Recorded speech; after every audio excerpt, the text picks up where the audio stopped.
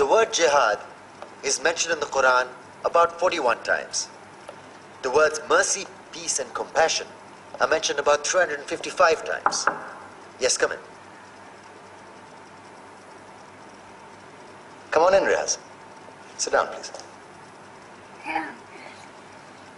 Contrary to popular belief in most Western cultures, Islam is a religion that preaches peace and tolerance. Yes, Patricia. If Islam truly is a religion that preaches peace, then how come the world's most troubled spots, the West Bank, Afghanistan, Pakistan, Iraq, they're all plagued with Islamic terrorism? Well, that depends on your definition of terrorism. Some might argue that the U.S. invasions of countries like Iraq and Afghanistan are also acts of terrorism. No, those were acts of war to get rid of despotic regimes. Or a means of getting at a country's oil. Conspiracy theories. Well, May I? Yes, please. Go ahead, Riaz. Mr. Khan is right. I mean, if we're talking about terrorists, the world's biggest terrorists are the white superpowers. Come on now. No, really, stop and think about it. Explain 9/11. Okay.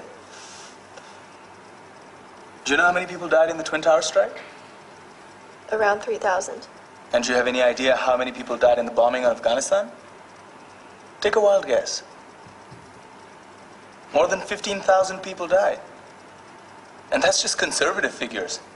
About 50,000 tons of explosives were dropped on innocent civilians. Men, women, children. Yeah, but that was because of the Taliban. Now that you brought it up, did you know that the Taliban was a creation of the CIA to fight the Russians? Whatever. They were still harboring terrorists. Yeah, right. Terrorists that were never found. Just like the weapons of mass destruction that were never found in Iraq. Do you want to get into the death toll in Iraq?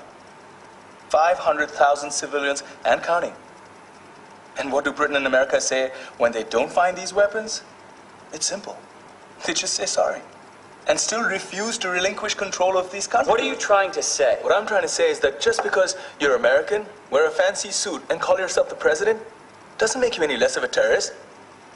I'm saying that if you don't stop meddling in other people's countries, you will face a backlash. If Muslims like you feel that way, then why don't you get out of our country? We will. As soon as you promise to leave ours.